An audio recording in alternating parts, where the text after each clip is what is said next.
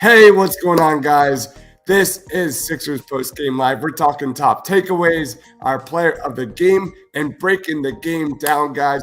Please be sure to like. Please be sure to subscribe. Let's get it.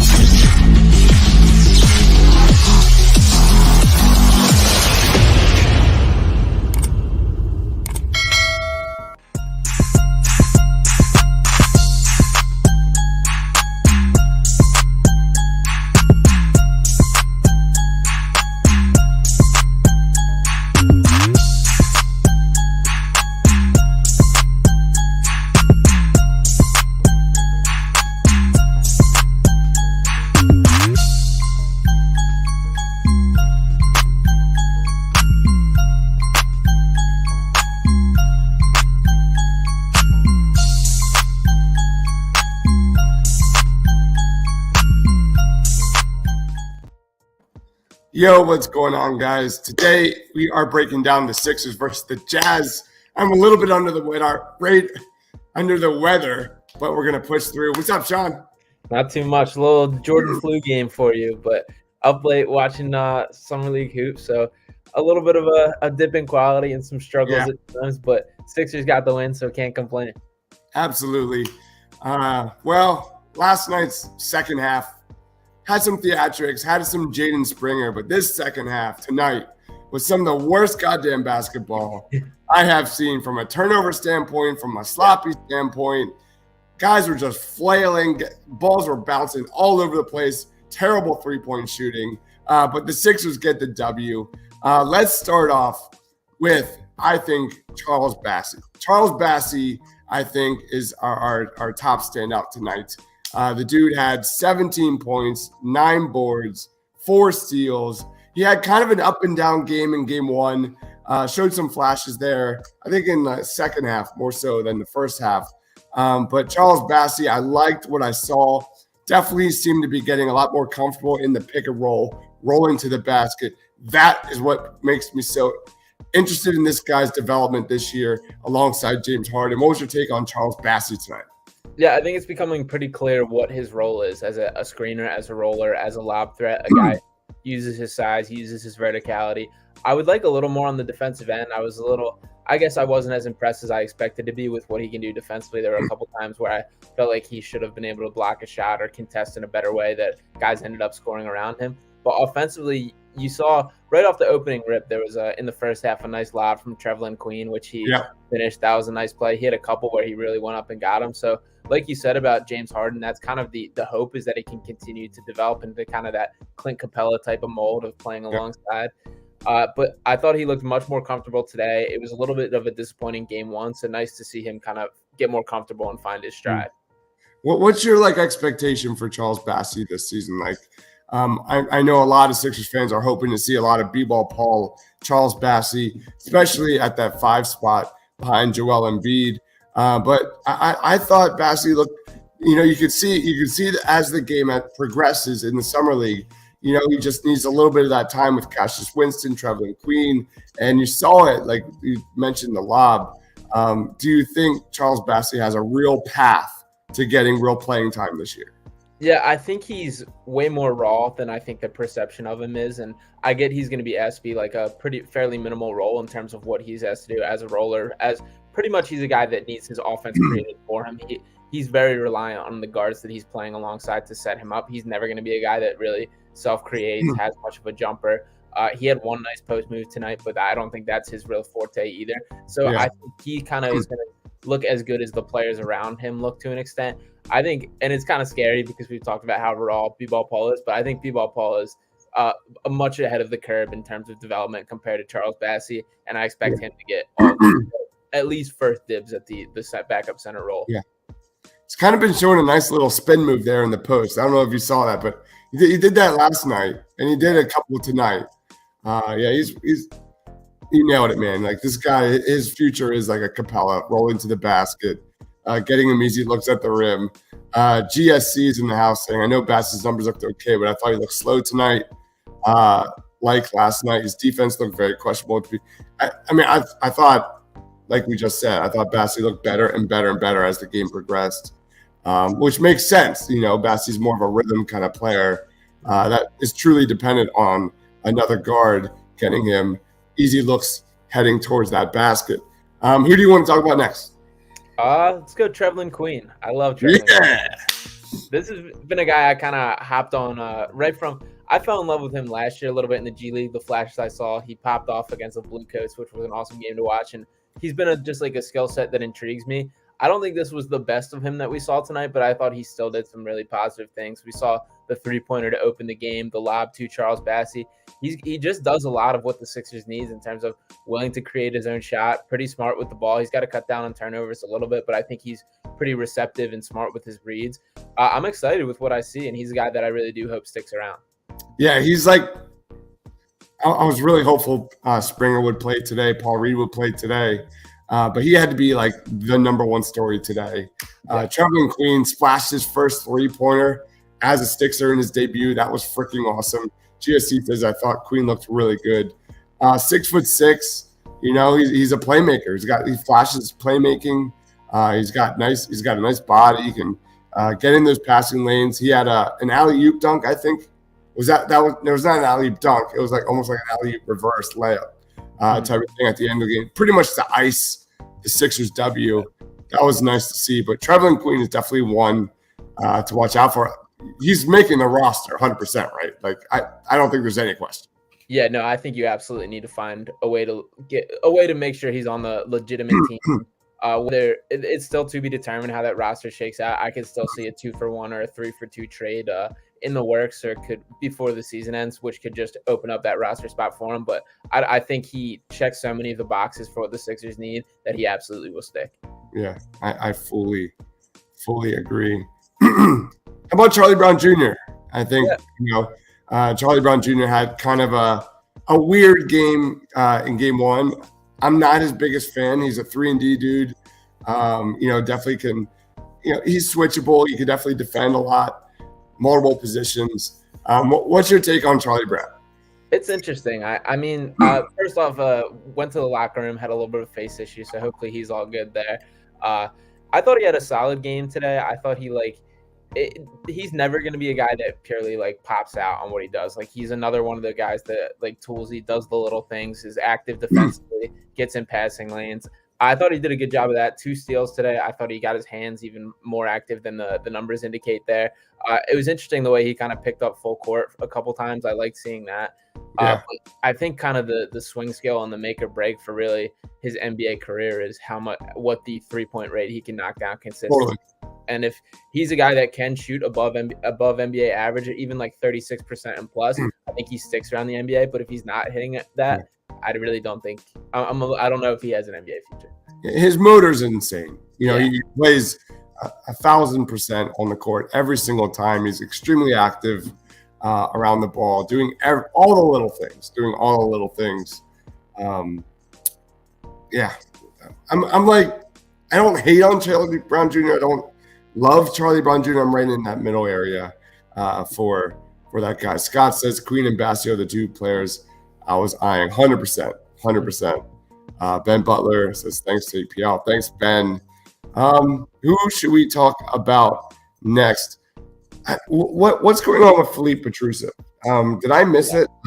Why isn't he playing these last 2 games? I'm not sure. I believe he's for sure suiting up for the next summer league, the one that starts this weekend. So I know B-Ball Paul's only here for this one and not for the next one. So I don't know if they're switching him with that, but he's a guy that I definitely would like to see on the court more.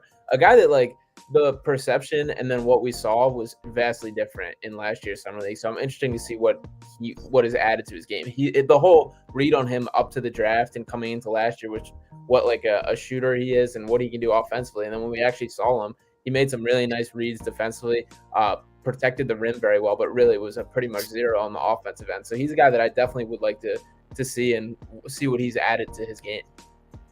Scott says, what's your take on Isaiah Joe? Isaiah Joe didn't play today. I thought it was a up and down game in game one from Isaiah Joe. The shooter, he says, obviously a very streaky shooter. He needs to hit those shots. And I think they brought in a guy like Trevlin Queen that can almost be that kind of Isaiah Joe that has unlimited range. And they're talking about a guy like Reggie Bullock maybe making a trade to come to Philadelphia, who's almost like another what we want Isaiah Joe to be, big time floor spacer. Isaiah Joe, it's all on Isaiah Joe to impress the coaching staff that he is a reliable, consistent floor spacer, and he didn't play tonight. What's your take on Isaiah Joe? Yeah, I think we're finding out that I think everyone hoped Isaiah Joe could just be a guy that comes in off the bench and is instant offense and is like a guy who's just willing to throw it up and make an impact right away. And that's really not kind of the player he is. He's more of a rhythm guy. He needs to get a little bit of a feel, which is frustrating because there's that kind of just missing link between what he is and what the Sixers want him to be. And I think he's having trouble with that. He obviously hasn't gotten the minutes to develop into that in the time. Like in the limited bursts, he's a guy that you have to get yours really quick. I think he is feeling the pressure of that he could be like a potentially an odd man looking out. Shot 4 for 12 from 3 in the last game. I like to see him just going out jacking. I mean, he definitely like if he's going to go down, you got to go down shooting if you're Isaiah Joe. But I think I saw enough, and there's been enough talked about him from like a leadership aspect and all the good things behind the scenes that I think he'll stay with the Sixers team for a little bit. But there's definitely more to be desired with him. But he's got the athleticism. He's got the length. He's got the potential upside defensively. He just needs a longer leash. Doc, I'm talking to you. He just needs time. Let him shoot to know that if he misses 5 straight three-pointers, he's not going to be benched like Charles Bassey when he shuts down Nikola Jokic and then doesn't even play for the next 6 months. Yeah. Isaiah Joe needs to know that that's kind of what Isaiah Joe is. He's a streaky shooter. I'd drive up and pick up Reggie Bull. For real. I want to pick your brain about Michael Foster Jr. because I thought he looked pretty okay in game 1. Tonight, what did he have? Michael Foster Jr. had 5 points, 4 boards, a steal. Like, I think he has NBA upside. I see a JaMychal Green in this guy. I see maybe a Julius Randle in this guy. He's only 19, 6'8", 6'9". Really good athleticism, great length. He's really good in transition. I think the jump shot looks good. I like Michael Foster Jr. What's your take? Yeah, it's interesting. There's like the lack of buzz surrounding him because, like, even looking back at his stats with the G League Ignite, like he's a guy who averaged 17 and 10, a guy who did it at a relatively high level with the G League Ignite and on a talented team. So it was interesting, kind of the perception of teams like just really not having that much of an interest in him in the draft. He was obviously a quick signing for the Sixers following.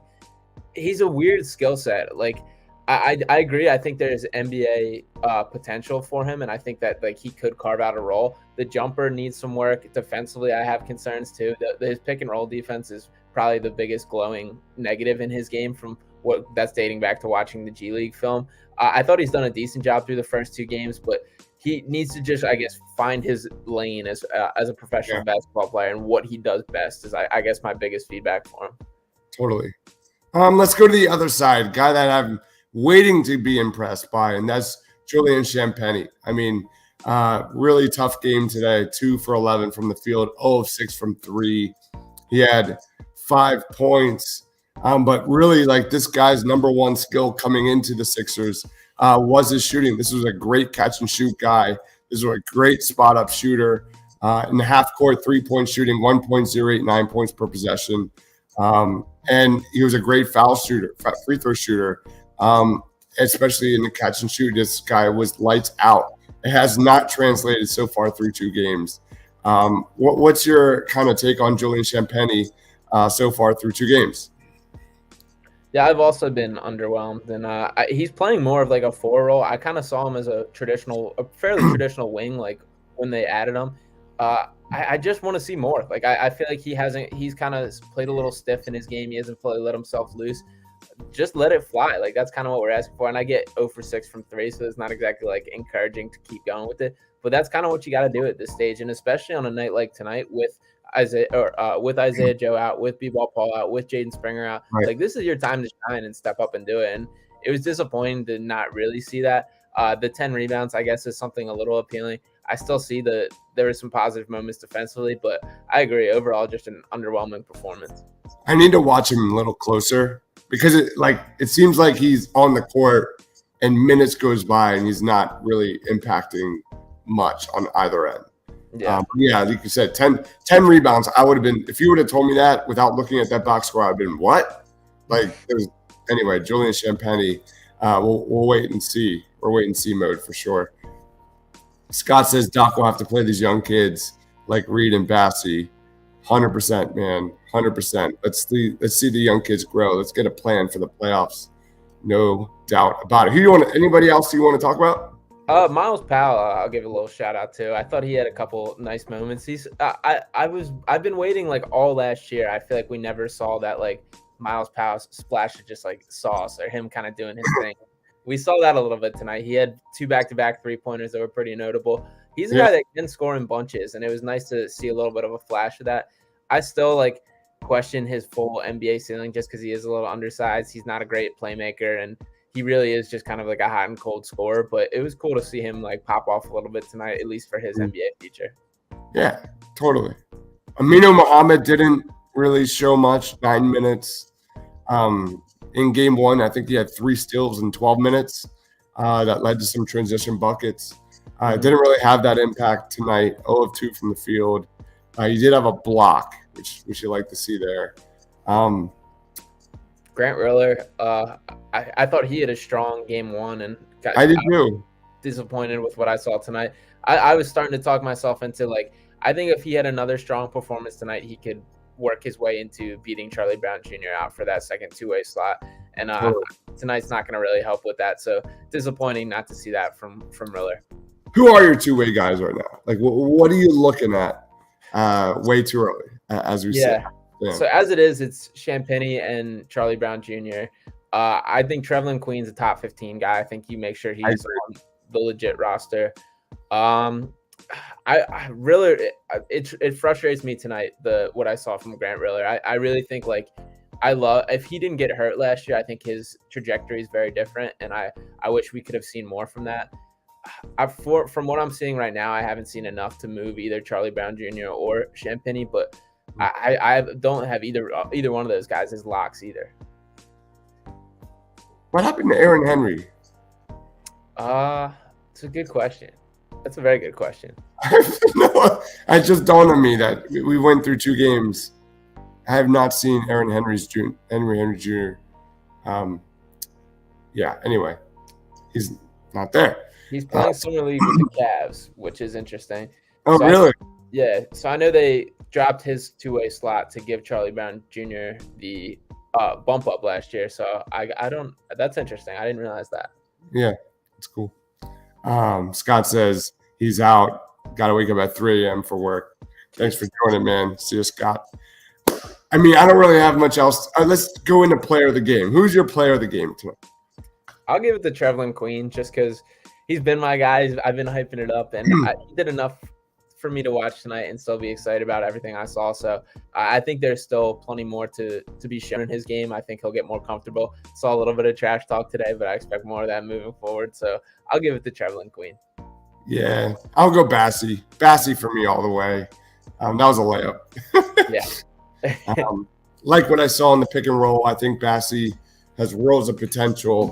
You just gotta get in that offense. And we have seen that through 2 games. Bassey has gotten better and better. Not saying game 1 was great by any means, but definitely has improved as the game went on for Charles Bassey through 2 summer league games. How do you want to grade tonight performance or? I don't think it was excellent.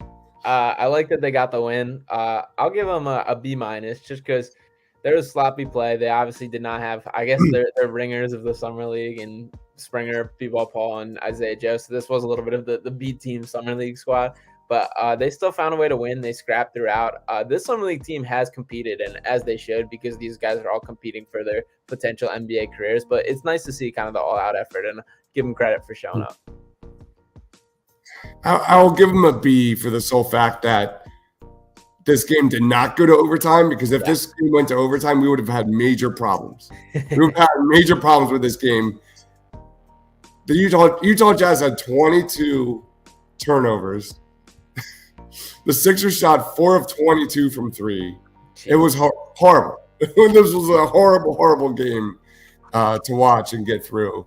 But that's what we do, baby. any final thoughts on tonight? Yeah, that's pretty much it.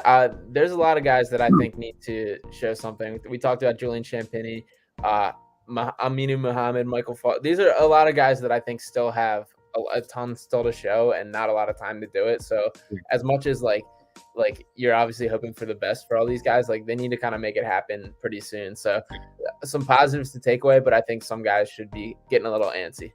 Yeah, I mean, they're young. Aminu Muhammad, Michael Foster Jr., like they're 19 years old, 19-year-old kids, man. That's a tough spot for them to like demand the ball, that kind of stuff. But I do think Aminu Muhammad has some NBA upside as well. Like he's 6'5". He's a freshman out of Georgetown. He's got solid playmaking ability. He can get to the rim really well. We just really haven't seen it. Like his role has been basically just play defense and try and get points off turnovers, which is fine. There's nothing wrong with it. Yeah. And that was essentially his role in college too. So like that's what he's known for. The problem I have with it is like for the Sixers specifically, and this isn't a Muhammad criticism, this is more of a Sixers. Like we have plenty of those guys. Like we're talking about Charlie Brown Jr. We still got Matisse Thybulle. Like it's like if we're trying, like I don't think that's kind of the area that we need to get depth in. Like there's plenty of other needs. So I definitely wish him the best and still see a bright future for him too. I think he could be a guy who clinches onto the NBA, but I don't know if the Sixers are necessarily the spot for it. Cool. Do you have any insight if we're gonna get Paul Reed tomorrow? Do you have any idea? I don't know for sure. I would think so. They said reconditioning, I believe, was the phrase. That? I've never heard that before. Yeah, no, me neither. And that's what they ruled Trevlin Queen out for game 1. So I don't know. It doesn't make sense to me. I think they're just staggering minutes and days with these guys, but I would expect to see him back. I mean, he really doesn't have to play. Let's be honest. Sure. But I don't think he's going to play Vegas. So I would like to see one more game from Paul Reed and Jaden Springer tomorrow. Plugs, man. Floor's yours. Yeah, you guys can follow me on Twitter at Sean_Bernard1. You can check out my written work on Philly Sports Network and Clutch Points. I'll have a little recap and takeaways piece coming from this game that'll be wrapping up after this. And also check out Pick Swap Media on YouTube. Give a subscribe and check out everything there. Got an interview or a podcast with Troll Bro Dude that was recorded today, so that'll be out soon. So make sure to check that out. Awesome stuff, man. Such a good guest. Check that out. Pick Swap Media, Pick Swap Podcast. If you love the Philadelphia 76ers, I'm still waiting for my invite. Trevlin Queen looked great today. He looked really strong. Definitely one of our standouts. Just go back to like the first 5 minutes and we're gushing about Trevlin Queen here. Yeah, we'll be back tomorrow. Hopefully my voice is back. We'll see. But what else? Tomorrow we did all Philly draft. I got Mark Zumoff, Harry Callis. Nice. The Eagles Super Bowl parade, Eagles tailgating, and one other one I can't remember. So go vote for your favorite ones here on the channel. Tons of fun. And then whoever we do this weird drafting type of gimmick. It's fun. There's nothing about the Eagles really to talk about right now. We've pretty much exhausted every topic. So that's what we're doing until training camp. But that was literally a few hours ago. Go check that out. All right. My man's John over there at Philly Sports Network, Pick Swap Media, Pick Swap Podcast, you name it. And Clutch Points. Clutch Points, yeah. God, I don't know why I keep wanting to call it Clutch Sports. Yeah. Yes. Anti-Clutch Sports, pro Clutch Points. Yeah, there it is. All right. Thank you, everyone, for watching. Please like this video. Help us out. Subscribe across platforms here. We're sharing now on Pick Swap Media and TPL and Philly Sports and Philly Sports Alliance. We're all over the place. We're all over the map. It's pretty awesome. Thank you, everyone, for watching. Go Sixers. For Sean, for myself. Stay awesome, everyone.